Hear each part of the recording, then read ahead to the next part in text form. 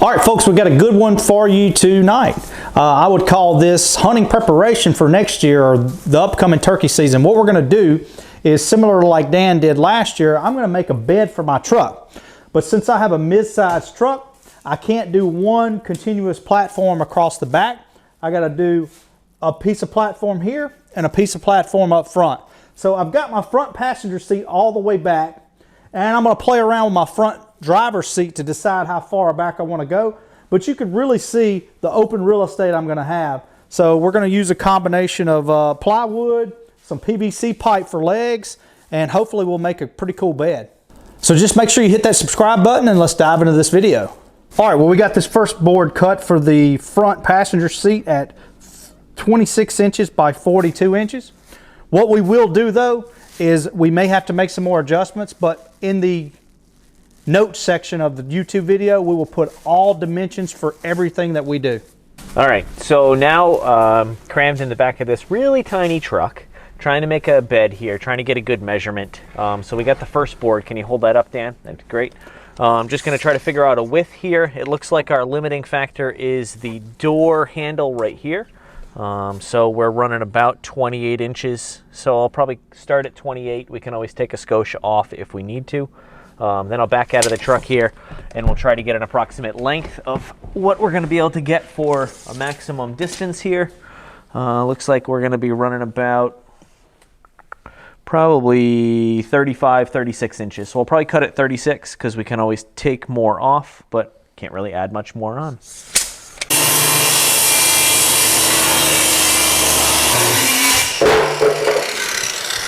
All right, so this piece we cut for the back, and we're at 34 by 26. Yeah, sorry. Yeah, 34 by 26. So we may have to make some adjustments, but we're gonna figure it out. All right, we got this backboard cut for the back seat. We got 28 by 34. What we're gonna do is probably drill some holes and hang this with 550 cord, and then put a 4-inch PVC leg here. We're still trying to debate on the front board, the front up front. We might use two 4-inch PVC pipes to make sure it's not wobbly at all.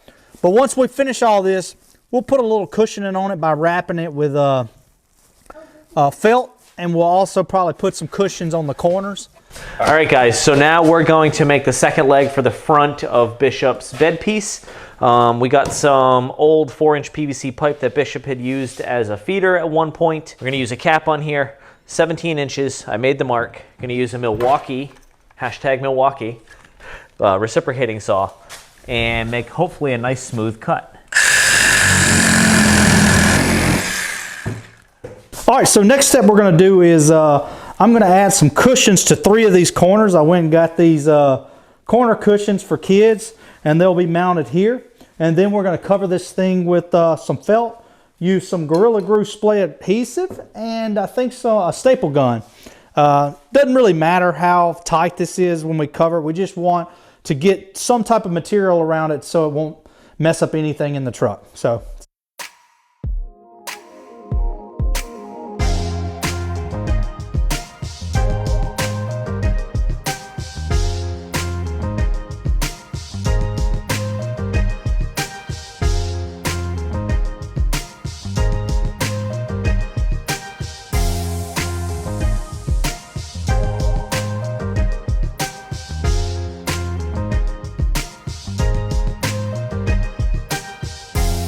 All right, so this is the board for the back seat. We got the corner pads on, the felt on. Use the old staple gun to get the felt hooked on with the spray adhesive. And Dave is actually cutting the next leg for the back seat. And then we're going to rig up some type of 550 cord or something to go around the headrest to just kind of hold this up. Remember, the back portion is where my feet are going to go, so not as much weight, so it's not as big of a deal for it to be rock solid, but we're going to get it as solid as we can. This cap is going to be permanent. It's going to be the foot on the bottom of the bed of Bishop's truck. This one's going to be mounted to the bed plywood. Bishop wants this to be easily removable so we can store it in the off season or keep it in the bed of his truck. So we're going to sand the PVC here, make it a little bit thinner, smooth up the inside on here so that we can easily just take this apart without it binding. All right, so just like we did the first one, we got the corner cushions on. We're gonna do some spray adhesive, staple gun, and get this thing wrapped in felt. So earlier we were talking about how are we gonna get this back part secure. What we decided to do is just use one of these kind of cam buckle straps. We're gonna take some screws and screw it into the plywood here and here. And then this will go around the headrest like so. And it'll go something like this, secured to the headrest and to the wood, and we'll be able to use this to adjust it. All right, so as you can see, we got this one screwed in and it is on there. Now we're gonna let Dave do the other side. All right, so what we're gonna use, we're using a 1-inch aluminum coated screw with about a 3/4 inch diameter aluminum washer. We're gonna go straight through the nylon, straight through the felt, right into the plywood. And boom, there we go. All right, so now we're mounting the PVC cap to the back of the piece of plywood for the back seat.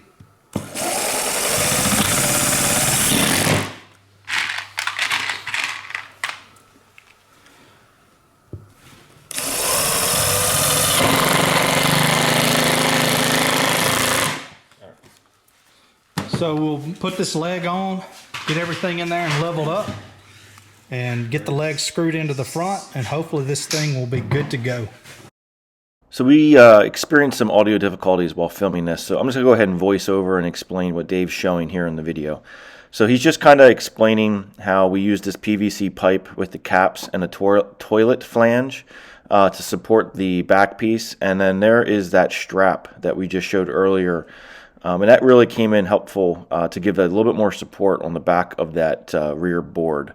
And it's adjustable with the strap. So here Dave's showing that toilet flange. This was a really smart idea by Bishop when he was at Home Depot to pick that up for a base for the legs. So we didn't have enough for all 3 support posts. We initially were only going to use 2. But he can also see we use the PVC cap as well. So you have options there if you want to go the toilet flange route or just a PVC cap. So now Dave's just going ahead and using some screws that he had laying around the garage to mount that toilet flange to the board. You just want to make sure that the length of the screws is appropriate for the board that you're using. You obviously don't want it going through, and you don't want it not being long enough to properly grab that board.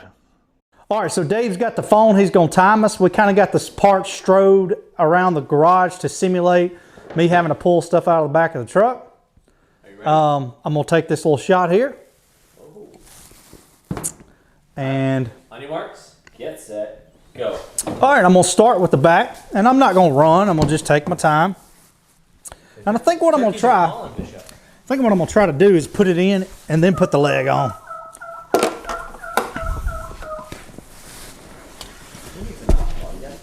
That sounded really good.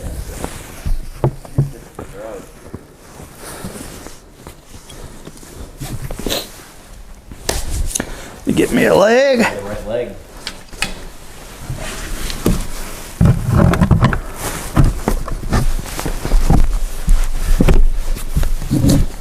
And that strap, y'all. That strap may be the smartest thing we've ever done. Now, if you really want to up it a notch, we can buy some of those bolt levels and screw them to there so you can keep it level every time. Bolt levels. What is a bolt level? Bolt, like the level like a hull of a boat or something like that. You know. If you notice, when we mounted that felt, we actually have the staples facing up. That way there's no chance of them damaging the seat or the center console. Since we're going to be using a pad on the top, the staples won't affect comfortability for when you're sleeping. Yeah, I mean, I call myself going pretty slow. Yep.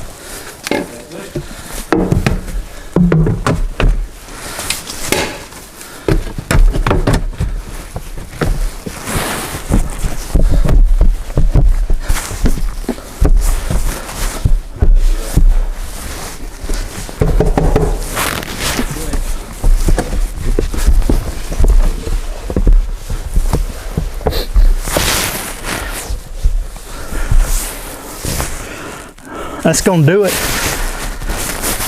Put about a 3 or 4 inch piece of foam.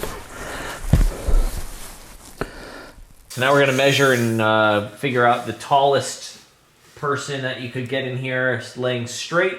We're running at 80 inches or 6 feet and 8 inches. So a 6'8" person can lay on their back, I guess considered comfortable. There we go. I'm impressed. Final thoughts? And see how that's lagging? All I gotta do, Yeah. give a tug on my strap. We can mount the Level it up. Yeah. Only time will tell. I gotta get a 3 or 4 inch piece of foam, because obviously you're not gonna want to sleep on this. You probably could in your younger day if you got a sleeping bag, but I'm gonna roll out a nice piece of foam. But I mean, you can see there, you got plenty of real estate. It'll probably be a little bit of challenges with opening and closing doors. I'll probably roll the window down, close the door, roll the window back up. But probably like Dan said, I'll probably put my head on this side just because this window's more tinted and nobody will come stare down at my head while I'm sleeping. All right, guys, we're done with the build. As you can see from behind us, it came out really nice. Check the link, the description below. We're gonna put in everything that we use, the plywood, the PVC, the felt, the measurements. Bishop's gonna order a 4-inch memory foam topper for this, trim it to fit. It's gonna look mint.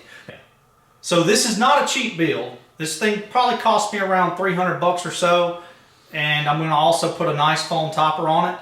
But I hope this video was helpful. If you did like the video, please hit the subscribe button. Follow us on Instagram and Facebook, and subscribe to our YouTube channel. And then if you'd ever wondered if there's enough room in a Toyota Tacoma to sleep with your significant other life partner, you wanna try it? Go for it. All right.